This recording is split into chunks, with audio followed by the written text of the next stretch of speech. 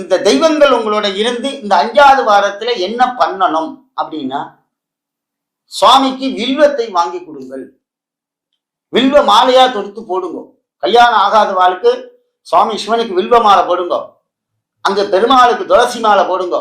நரசிம்மருக்கும் துளசி மாலை போடுங்க. எப்படி அமோகமா இருப்பேன்னு பாருங்க. வேலை இல்லாதவா, இந்த குழந்தை செல்வம் இல்லாதவா, ஏன்னா அந்த ஐயப்பன் அதுல வரார்.